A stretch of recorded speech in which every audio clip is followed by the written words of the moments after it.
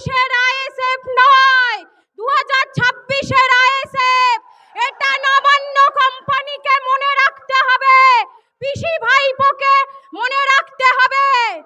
রিঅ্যাকশনের পাল্টা অ্যাকশন হবে এবার থেকে।